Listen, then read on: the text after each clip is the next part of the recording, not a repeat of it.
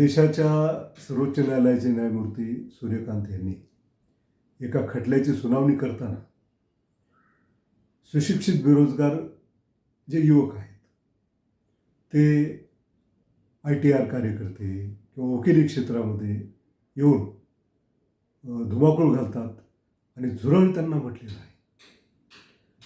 म्हणजे एकीकडं स्वामी विवेकानंद युवकांनो झेप घ्या, दिशा तुम्हाला शरण येतील असं म्हणणाऱ्या देशाचे सर्वोच्च न्यायालयाचे न्यायमूर्ती युवकांना झुरळ म्हणतात.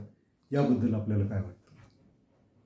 खरं तर हा देश स्वामी विवेकानंदांचा देश राहिलेलाच नाही आणि त्याच्यामुळं युवक ही अत्यंत तुच्छ वस्तू आहे या देशामध्ये. देशाला भवितव्य नाही, जिथं भवितव्यच नाही तिथं हे अपेक्षितच आहे ना. आणि खरं म्हणजे आपण सरन्यायाधीश सूर्यकांत यांचे खूप खूप आभार मानले पाहिजेत.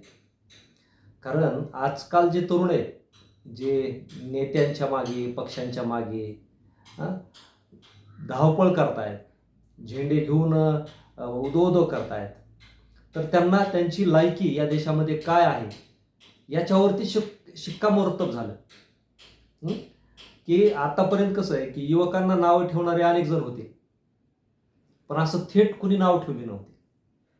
आणि त्याच्यामुळं देशाची जी न्यायव्यवस्था आहे आणि त्या न्यायव्यवस्थेमधले सरन्यायाधीश आहेत त्यांनीच या युवकांना झुरळ म्हटलंय. म्हणजे या देशातल्या तरुणांची खरोखर लायकी न्याय पातळीवरती देशाच्या सरकारमध्ये, देशाच्या सत्ताधाऱ्यामध्ये काय आहे ही तरुणांसमोर ठेवलेली आहे.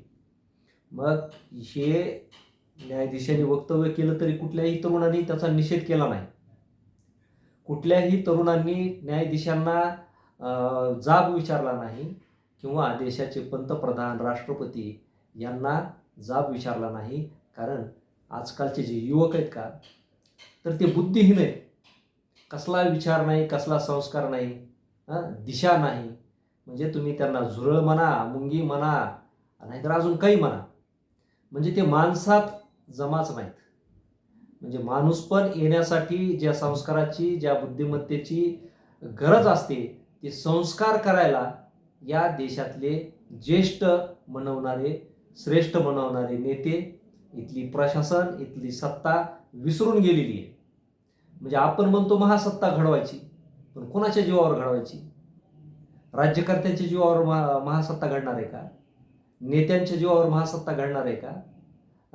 म्हणजे जे पोखरतायत ते घिडीसारखं पोखरणाऱ्या जे जीव आहेत छोटे, तर ते सर्वनाश करतात. मग मला सांगा की त्यांच्या जीवावर महासत्ता होणार आहे का? हा डोलारा कुचकामी आहे. खरं म्हणजे प्रत्येक राष्ट्राचं भवितव्य हा तिथला युवक असतो, तिथला विद्यार्थी असतो. त्यांना जर त्यांची लायकी ही झुरळाची असेल तर मग महासत्ता कोणाची? प्रश्न आहे ना. म्हणजे हा देश महासत्ता नाहीये. महासत्तेचे स्वप्न हे खोटे आहेत, हे सरन्यायाधीशांनी एका शब्दात सांगून टाकलं. आणि राहिला प्रश्न की स्वामी विवेकानंदांचा. स्वामी विवेकानंदांना या देशातील तरुणांची, त्यांच्या भविष्याची काळजी होती, म्हणून त्यांनी तरुणांवरती जास्त भर दिला, त्यांना प्रोत्साहित केलं. आज या तरुणांना कोण प्रोत्साहित करते, कोण प्रेरणा देते? कोणीच नाही ना. त्यांचे पंख कापायला बसलेले.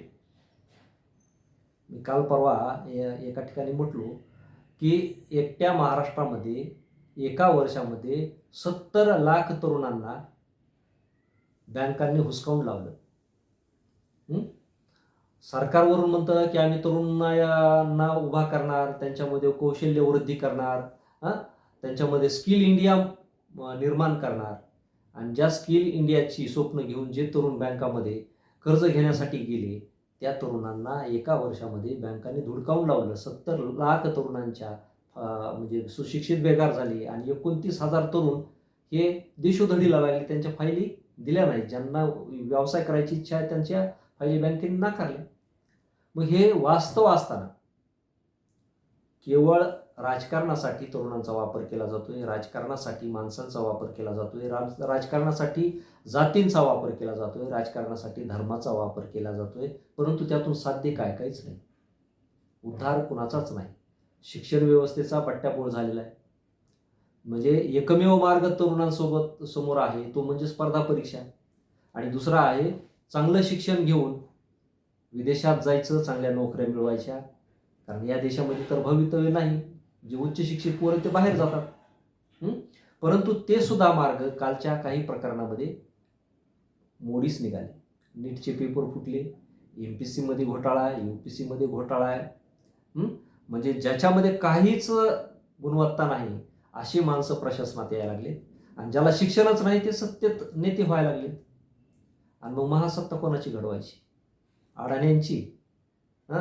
ज्यांना मातीचा कस कळत नाही, शेतातलं पीक कुठलं ते कळत नाही, आणि ज्यांना अर्थव्यवस्था कळत नाही, शिक्षण व्यवस्था कळत नाही, शिक्षण किती घेतलं पाहिजे, कशा दर्जाचं घेतलं पाहिजे, काहीच कळत नाही, असे नेते झालेले.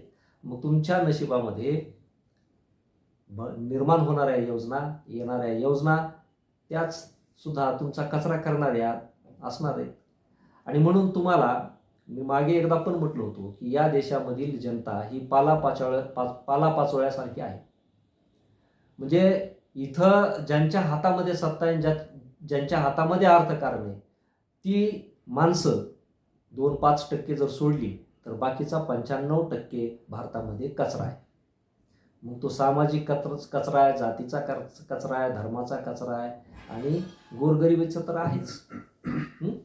त्याच्याही पुढचं काय की अनेकदा आपण बातम्या ऐकतो की अमुक देशासोबत मुख्यमंत्र्यांनी करार केला, प्रधानमंत्र्यांनी करार केला, परराष्ट्र मंत्र्यांनी करार केला. आता हे करार करतात म्हणजे काय करतात? तिथला निधी आणतात. तो निधी काय गोरगरिबाला इथं वाटण्यासाठी आणतात का? त्या निधीतून इथल्या तरुणांना रोजगार मिळतो का? तर अजिबात नाही.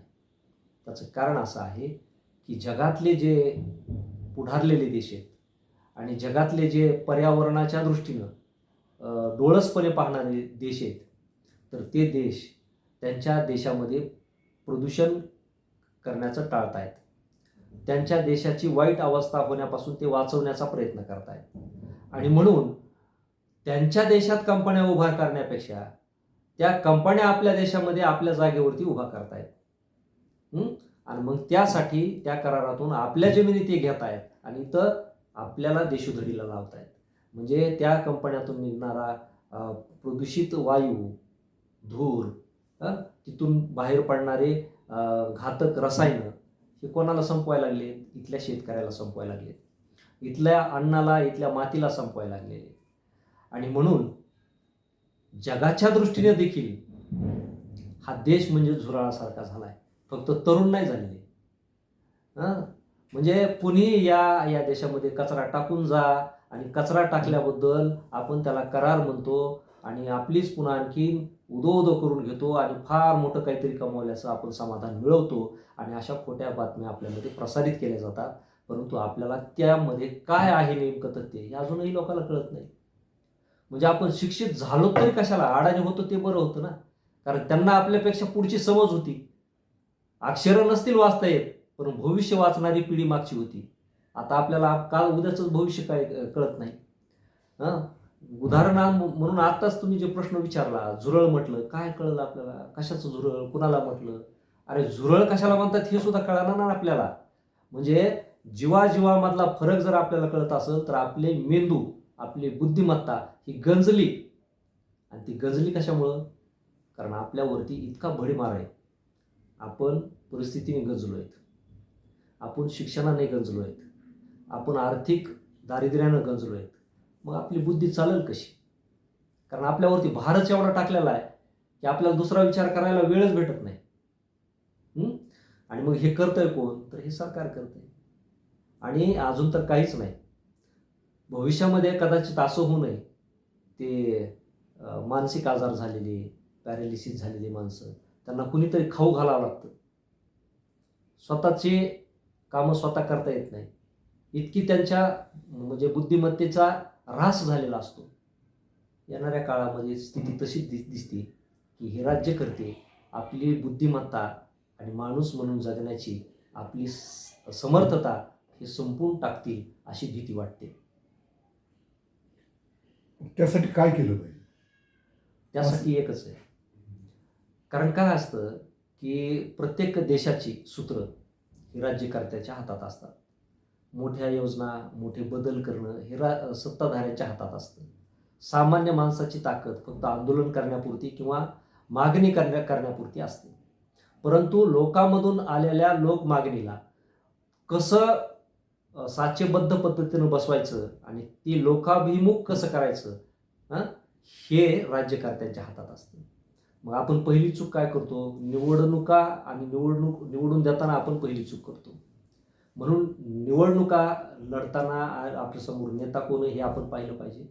दुसरी गोष्ट की शिक्षण व्यवस्थेमध्ये चांगली माणसं शिक्षक झाली पाहिजेत, चांगले अधिकारी आपल्याला मिळाले पाहिजेत, यासाठी आपण प्रयत्न केला पाहिजे. आणि तिसरी गोष्ट की या सरकारला भाग पाडलं पाहिजे हे बदल करण्यासाठी.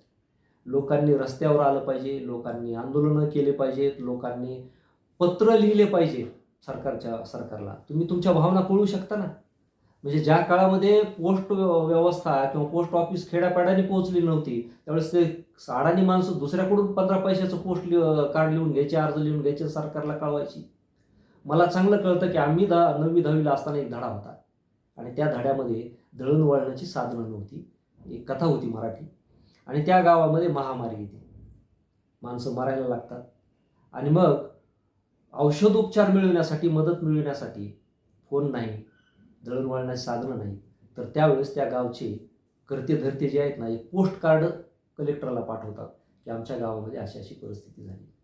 आणि मग त्या पोस्ट कार्डवरून ते कलेक्टर त्या गावाला मदत पोहोचवतात, आरोग्य व्यवस्था पोहोचवतात आणि तिथं मरणारी माणसं वाचवतात. मला सांगा, आज जर आपल्या गावामध्ये भ्रष्टाचार होत असेल, एखादा सरपंच सगळं गाव लुटून खात असेल, तर आपण काय करतो? देतो का अर्ज एखादा? नाही देत.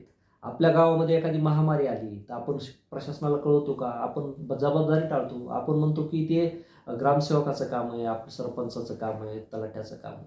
म्हणजे आपण दुसऱ्यावरती ढकलायला शिकलोय. आपण नागरिक म्हणून आपले कर्तव्य विसरलोय.